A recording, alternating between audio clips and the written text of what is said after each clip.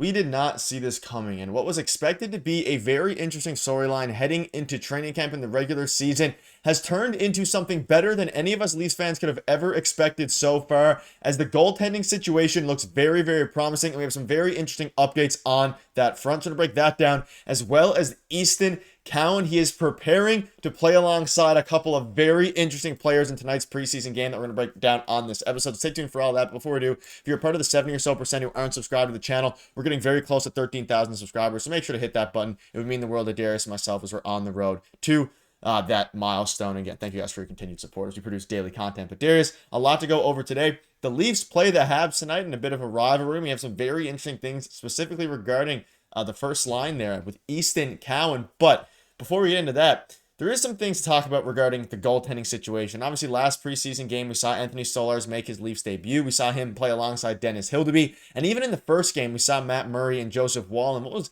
expected to be a bit of a question mark coming into the season, depending on what side of the fence you were on. Some fans were super high on the goaltending situation. Some fans were a bit lower. They have exceeded all expectations, especially a couple of the guys. Obviously, Anthony Stolarz is the focus of this video, but even Matt Murray looked very good. Dennis Hildeby. And we did not see this coming if you're a Toronto Maple Leafs fan, because there's a lot of promise on this end. As you can see here, the Leafs goaltending remains in question. It's not necessarily a question of if they're going to have a really good goaltending situation or not. It's about what they're going to do with their 1A situation. Now, obviously, Joseph Woll, a lot of fans just pencil in Joseph Woll as the 1A. I've been on record on our stream yesterday and even on our stream last week for the past couple of weeks here. I've been kind of on the side of Anthony Stolarz, and he made a very, very good debut in the preseason. But Darius, there's been a lot of comments from Berube. There's been a lot of comments around Leafs Nation here. I mean, Stolarz is a huge 6'6" goalie. Got off to a stellar start the other night, and I think at this point, things are looking very up for the Toronto Maple Leafs goaltending situation. I think a lot of people would argue that they did see this coming during the summer, but really, how could you, right? There's a lot of question marks still revolving around Leafs goaltenders. And yes, we saw, pretty much everyone who should be in the NHL at the NHL level this year, including Hildeby. I'm sure we might end up seeing him. Injuries happen. So I think at this point we have seen everyone, even though it's been for half a game, but there are very encouraging signs. And I honestly think, like you mentioned, this whole summer you've been on the Anthony Stolarz train, saying that he could end up the starter. And I think that my thought process is starting to switch a little bit. I'm not saying he's going to end up the starter 100%, but I feel like he signed here for a reason, because he saw an opportunity that he can possibly become a starter in the NHL where he's never gotten that opportunity before. He was really good last year. Like, his stats speak for themselves. And yes, a lot of people say he was the backup on the Florida Panthers, but he was playing on a really good team in the league that, sees a lot of teams' best on most nights. And he was getting a lot of the, tough situations of playing second half of back-to-backs and stuff like that. So he's been a really solid goaltender throughout his entire career. He's a big goaltender who covers a lot of the net, and he looked solid in that half game that he played so far against the Ottawa Senators. We're going to get another look at him coming up here too. So it's going to be fun to watch. And I'm feeling really good about Stolarz. We know what Joseph Woll can do when he's healthy. I feel like that's not a question. The question coming into this season is, can he do it consistently for more games than he ever has? And can he stay healthy? And, Stolarz, I feel like we have a pretty good sample size with Stolarz across his NHL career, and he's going to get more games. So can he do it on a consistent basis as well? And we'll get to Matt Murray in a second too, and Hildeby. But, with those two, assuming the position of 1A, 1B in the NHL, I think we're in a pretty good spot. We just have to see, can they do it consistently? Yeah, and the biggest question mark is going to be if he ends up being the 1A goalie. But at the end of the day, it doesn't really matter too much who's the 1A, 1B as long as they're winning games. Now, I still suspect, even though I am on the Stolarz train, that Joseph Woll is going to get the opening night nod in 2 weeks against the Montreal Canadiens. I do think that's what's going to happen, but I could see Stolarz playing himself into a very prominent role. And let's go into Martin Biron's TSN Sports Center rankings. Now, I'm not going to agree with this, but we'll throw it out there. No. So shout out to Martin here. Bobrovsky, Swayman, Vasilevsky, Ulmer, and then you can see Woll at 7. So obviously the top 3, top 4 are not really up for debate. They have Montembeault ahead of Joseph Woll, which is an interesting take that I'm not going to agree with here either. But I want to get your thoughts on this. Having Woll at 7 is I think it's pretty reasonable, maybe even a bit high. I don't know if I'd put him quite at 7 yet, given the fact that he hasn't played more than 30 games in an NHL season. So Joseph Woll, a very good goalie, but the point is here, there's not that many elite goalies across the Atlantic Division. But that being said, You could also move him up. It's a very interesting, hard way to rank a guy like Joseph Wall, who really hasn't played too much. Again, this is not the NHL rankings. This is the Atlantic Division rankings, but so I know a lot of you guys Yeah. might be thinking, where's Hellebuck and all these guys? This is the Atlantic Division. I think you can move Wall up or down depending really on how you feel about it. He's obviously at 7 right now. You could definitely move him up to 6, 5, but I'm sure there's a lot of fans out there of other teams saying Wall might be down to below Talbot to a degree. Yeah, some people would argue it either way. I think the top three is hard to argue with on this list, but I think Wall could slot somewhere in like 4 or 5 because Allmark, I feel like, he's moving to a new team that's going to play a different system. Will he be able to be the same goalie that he was before? When you look at like some of the other names on this list, like Montembeault and Luukkonen, UPL from Buffalo, I feel like a lot of this list is maybe based on ceiling and the fact that we haven't seen Joseph Woll as much as some of the other guys, and there is injury concern there. So I feel like a lot of that, at least the second half of the list, is based off ceiling because I feel like Woll, what we've actually seen out of him is better than Luukkonen and Montembeault Yeah. so far. But obviously, both of those guys show a lot of promise, so maybe that's why. But I feel like Woll could maybe be a little bit higher based on skill.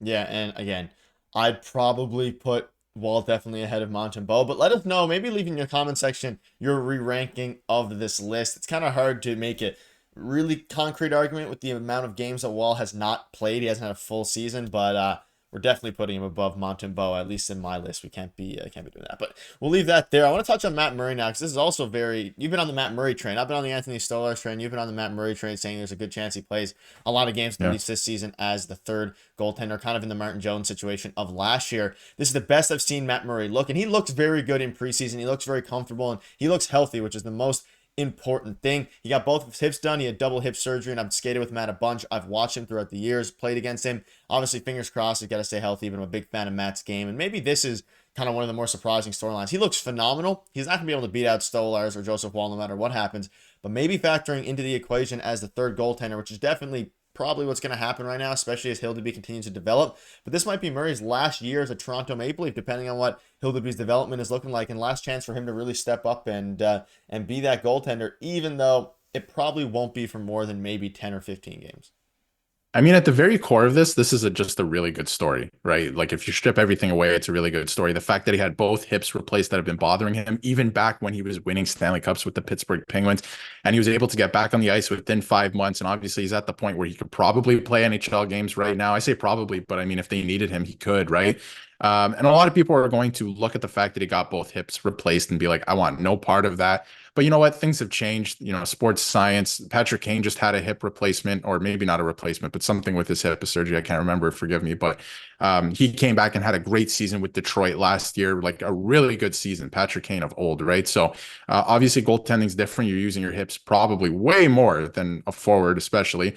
But he says he feels good and he's practicing. He's been practicing, and now he's in the preseason. He looks pretty solid. He looks all right. Again, it's preseason, but I feel like we will see him, like you brought up, in games this year. I do believe we're going to see Matt Murray. I don't know if they're going to go like fully into the 3 goalie thing that they've kind of been dipping their toe into the last couple of years, but I would expect to see Murray maybe 10 games, and injuries happen. You never know. So maybe we do see Murray a lot more. Maybe we see Murray and Hildeby, right? You never know what happens during the course of a season, but I do believe we'll see Matt Murray play a game, at least a game, for the Toronto Maple Leafs this year. Yeah, very encouraging to have all these goaltending options. Let us know in the comments what your thoughts are on this. As you can see now, I mean, they have a great tandem here, and maybe with Matt Murray, they could be even better. So it's as good as it's been in a while, and it has fans fired up on that regard. But one thing I do want to mention before we wrap up, and it's surrounding Easton Cowan. He is playing today. And Darius, even though he was moved and kind of put into Group B, which was a little bit surprising, we covered it in yesterday's video, he ultimately is getting the nod today ahead of some other guys who were in Group A, and he had some thoughts on him playing alongside Mitch Marner in today's preseason game. You know who you're playing with? Like, could we see you with some London guys tonight? I think I'm playing with Marner and Domi, so that'll be exciting. And I guess whoever you play with out there, they've all played mostly all played in the NHL, so they know what they're doing out there. So any line mate will be a good line mate. So obviously, seeing him in the lineup today, Austin Matthews is not playing. They're going to be, he was skating in practice, so there's nothing to worry about on that front, we think, at least. And again, came out yesterday from, I believe, Chris Johnson saying it was just kind of bruises at this point. So they're going to rest him. No reason to have him play. However, Easton Cowan is going to be taking in that first line spot alongside Mitch Marner. And I'm super excited to see what he can do tonight because unlike last game, even though there was a lot of prospects playing, I think tonight's game has a chance to be have a lot of storylines come out of it, and it's going to be very interesting to see Cowan play alongside Mitch Marner for the first time. So I don't know if Easton Cowan is playing because of Austin Matthews being out specifically, but the fact of the matter is Easton Cowan is in the lineup tonight, and you have to make the most of this opportunity. He's playing on the All London Knights line, which is pretty funny with Mitch Marner and Max Domi. He's with really good company, NHL experienced players who do it at the highest level. So he's going to get his opportunity tonight to, shine. Like we've seen them put him in really tough situations so far in the preseason to see if he can break through and really show them that he can make the team. He hasn't really done that in my opinion so far, and I feel like most people can see that, but he has an opportunity tonight to shine. And I look back to last season where Bobby McMahon was put into the lineup because somebody was injured last minute right before puck drop. He was put into the lineup, he scored a hat trick, and the rest is history. And I was a part of the organization and the team at a higher level. So you have to make the most of your opportunity. So I'm looking for him to play with his hair on fire tonight and really make an impact, because if he doesn't with this opportunity in this game, I think it's more likely than not. I'm already think it's more likely than not he'll be back with the London Knights, but it could be sooner than we think. So really looking for him to first of all score tonight, but just look good, look like he belongs, and create some chances with those two. And it's going to be fun to watch because he's given that opportunity, right? They've been giving him some really tough matchups and situations up until this point. Yeah, a very, very big game for Easton Cowan, and a big game for the Toronto Maple Leafs. We're seeing a lot of the regular guys, Nylander, Marner, Patches is back in there, but no Grabenkin, but we're seeing Easton Cowan, so it'll be very interesting to see how that shapes up as the battles for the opening night roster are getting closer and closer as we're less now than 2 weeks away from opening night. But let us know in the comments your thoughts on all this, a ton to go over, and we should see you later tonight for a post-game video.